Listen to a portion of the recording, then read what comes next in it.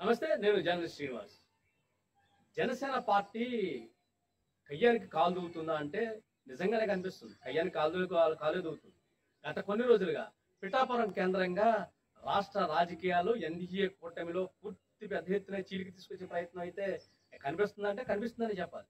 నాదెండ్ల మనోహర్ పిఠాపురంలో జనసేన పార్టీ ఆవిర్భావ దినోత్సవ వేడుకలు నిర్వహించేందుకు పెద్ద ఎత్తున సమావేశం నిర్వహించారు. ఆ సమావేశం నిర్వహించేందుకు అక్కడికి వచ్చిన ఆయన ప్రధానంగా చెప్పింది పిఠాపురం పవన్ కళ్యాణ్ అడ్డా. పిఠాపురం అనే నియోజకవర్గం పవన్ కళ్యాణ్ అడ్డా. ఇక్కడ పవన్ కళ్యాణ్ కు తిరుగులేదు అని చెప్పడం జరిగింది.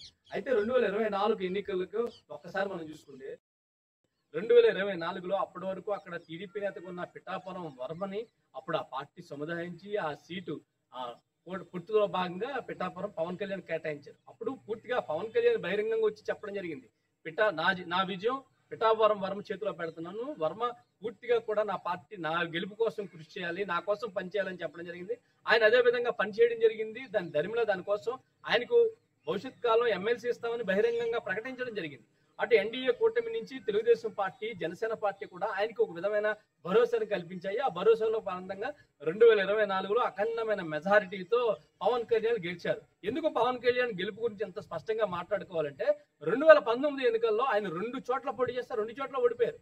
2019లో భీమవరం నుంచి పోటీ చేస్తే భీమవరంలో ఓడిపోయారు, గాజువాక నుంచి పోటీ చేస్తే గాజువాకలో కూడా ఓడిపోయారు. పూర్తిగా 2 చోట్ల కూడా ఆయన ఓడిపోవడం జరిగింది. అటువంటి పవన్ కళ్యాణ్ సేఫ్ సైడ్ గా 1,00,000కు పైగా ఓట్లున్న కాపు సామాజిక వర్గం ఓట్లు ఉన్న పిఠాపురాన్ని ఆయన ఎంచుకున్నారు. పిఠాపురం నియోజకవర్గం ఎంచుకొని అక్కడి నుంచి ఆయన రూట్ మ్యాప్ సిద్ధం చేసుకుని వర్మ ద్వారా ఎన్నికల్లో అఖండమైన విజయాన్ని చేజెక్కించుకున్నారు. దాని తర్వాత గడిచిన 9 నెలల కాలంలో అనేక ఇబ్బందులు ఉన్నప్పటికీ కూడా ఎక్కడ కూటమిలో లోకలోకలు బయటపడకుండా సఖ్యతగానే సాగిపోయింది. ఇప్పుడు ఎమ్మెల్సీ స్థానాల కేటాయింపుకి సంబంధించి ఎమ్మెల్సీ 5 స్థానాలు ఖాళీ ఉన్నాయి. ఆ 5 స్థానాల్లో ఒకటి జనసేన పార్టీకి, ఒకటి భారతీయ జనతా పార్టీకి, 3 స్థానాలు పూర్తిగా కూడా తెలుగుదేశం పార్టీకి కేటాయించడం జరిగింది.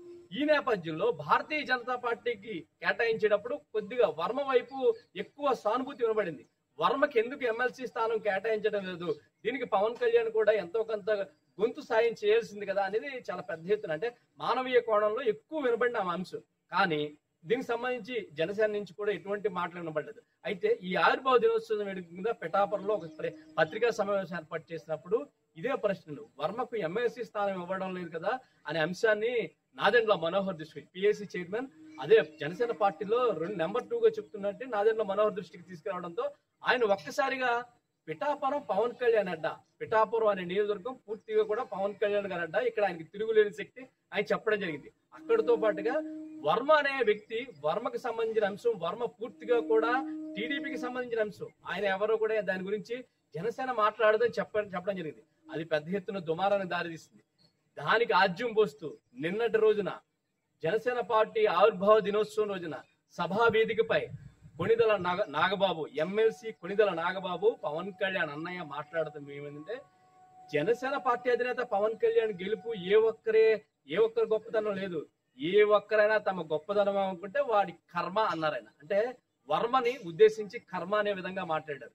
అంటే ఈ వర్మ అనే వ్యక్తిని చాలా తక్కువ చేసి మాట్లాడే ప్రయత్నం అయితే జరిగింది ఎన్డీఏ కూటమి పక్షాన. ఒక విధంగా ఆయన మాట్లాడిన మాటల్లో జనసేన అధినేత పవన్ కళ్యాణ్ గెలుపు కోసం ఒక వ్యక్తి కష్టపడ్డారని చెప్పే ప్రయత్నం చేసి అక్కడ పాజ్ ఇచ్చి వర్మ లేదా కర్మ అనే విధంగా ఆయన మాట్లాడారు. ఆ మాటలు పూర్తిగా కూడా రాజకీయంగా చాలా పెద్ద ఎత్తున దుమారం లేపుతున్నాయి. ప్రతి ఒక్కరూ కూడా అంటే ఎందుకు వర్మని ఇంత తక్కువ చేసి మాట్లాడుతున్నారు.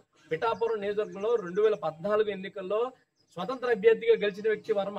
ఆ తర్వాత 2019 ఎన్నికల్లో ఉన్న పరిణామాల నేపథ్యంలో ఓటమి చూశారు. 2024లో ఖచ్చితంగా గెలుస్తారనుకున్న సీట్లు అదొక సీటు. అటువంటి సీటు త్యాగం చేసి పవన్ కళ్యాణ్కి ఇవ్వడం జరిగింది. అటువంటి వ్యక్తిని ఈ రోజు ఇంత విధంగా తక్కువ చేసి మాట్లాడడం ధర్మం కాదనేది పెద్ద ఎత్తున విమర్శన పడుతుంది. దీనివల్ల పిఠాపురంలో జనసేన పార్టీకి ఖచ్చితంగా బీటలు వారే పరిస్థితుంది. వర్మ గనక దీనికి సంబంధించి ఒక ప్రత్యేకమైన వరవడిని తీసుకుంటే దానికి ఖచ్చితంగా జనసేన పార్టీ సమాధానం చెప్పుకోవాల్సిన పరిస్థితి కనబడుతుంది. భవిష్యత్ కాలంలో వర్మ వర్సెస్ జనసేన పార్టీగా పిఠాపురం ఖచ్చితంగా కనిపిస్తుంది అనేది రాజకీయ పండితుల విశ్లేషణ.